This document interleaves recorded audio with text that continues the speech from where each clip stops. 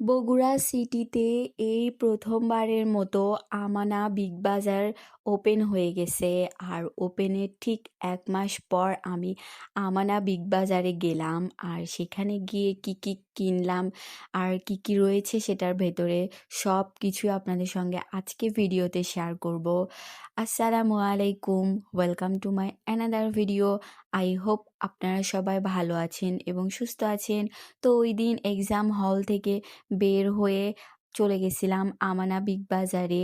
আর এইটার অপোজিটেই ছিল new market. আর new মার্কেটে আমার টুকিটাকি কিছু প্রয়োজনীয় জিনিস কেনার ছিল। আর একটা শু জুতা কিনছিলাম, সেইটা এক্সচেঞ্জ করার ছিল। তার বিপরীতেই ছিল হচ্ছে আমানা বিগ বাজার। তো ভাবলাম কেননা আমানা বিগ বাজার থেকে আমরা ঘুরে আসি। আর যেই বলছি অমনি এইটাতে ঘুরে আসলাম। আর এইখানে আসার পর দেখলাম একটা ছাদের নিচে প্রায় প্রত্যেকটা জিনিস পাওয়া যাবে। আর এই জায়গাটা থেকে এই কিউটি ব্যাগটা আমার এত বেশি পছন্দ হয়েছে, আমি যদি ওই দিন টাকা নিয়ে যাইতাম অবশ্যই এই ব্যাগটা পারচেস করে নিয়ে আসতাম।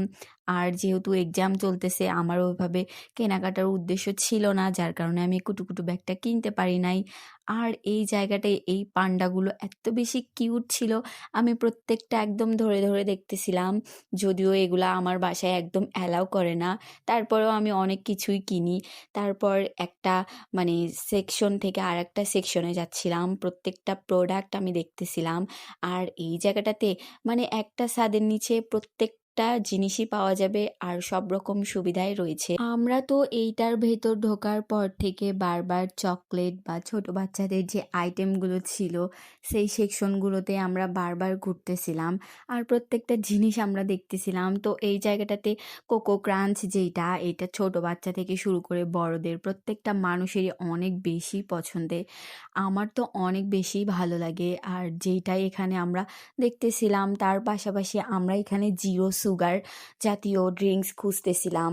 আর খুঁজতে খুঁজতে অবশেষে আমরা পেয়েও গেছি এইখান থেকে জিরো সুগার যেটা ছিল ড্রিঙ্ক, সেইটা আমরা এখান থেকে পারচেস করছি। তারপর আমরা বলতেছিলাম যে আমরা এখান থেকে জিরো সুগার ড্রিঙ্কস নিয়ে কি করব, যদিও না আমরা ওইখানে আইসক্রিম খাইছি। আর এইখানে এই ড্রিঙ্কসগুলো দেখে আমার রাফসান্দা ছোট ভাইয়ের কথা খুব মনে পড়তেছে, যার যে ড্রিঙ্কসগুলো খুব ভাইরাল হয়েছিল। যাই হোক, তারপর আমরা আমানা বিগ বাজার থেকে বের হয়ে চলে আসলাম সেই শুয়ের দোকানে। আর যেখানে আপনারা প্রায় আমার মিরর ছবি ভিডিও অলরেডি অনেকবার দেখে ফেলছেন, কারণ এই শপটা থেকে আমি প্রায় 5 জোড়া জুতা কিনছিলাম আমার ফ্যামিলির সহ, আমার 2 জোড়া জুতা। আর তারপর এইখানে যেইটা আমি সবথেকে পছন্দের আর একটু এক্সপেন্সিভ ছিল, সেইটাই কেন জানি না 2-3 দিন ইউজ করার পরই নষ্ট হয়ে গেছে। যার কারণে আমি সেইটাই দোকানে ফেরত দিতে আসছিলাম, মানে আর কি এক্সচেঞ্জ করতে আসছিলাম। তো তাদের মানে সার্ভিস এতটাই বাজে যে এতগুলো সুজুতা কেনার পরেও তারা আমাকে পারফেক্ট যে সার্ভিসটা এইটা দেয়নি। আমি তো নেক্সট টাইম কখনোই আর সেই দোকানটাতে যাব না। বাসায় আসার পর আম্মু আবার সাথে নিয়ে বের হইছে কিছু জামা কাপড় কিনবে।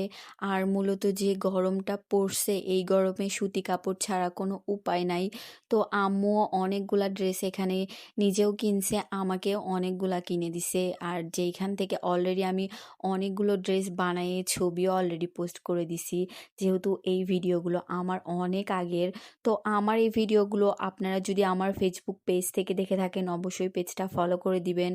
আর ইউটিউব চ্যানেল থেকে দেখে থাকলে অবশ্যই চ্যানেলটা সাবস্ক্রাইব করে দিবেন। দেখা হবে নেক্সট আর একটা ভিডিওতে। টিল দেন আল্লাহ হাফেজ, thanks for watching this video, by.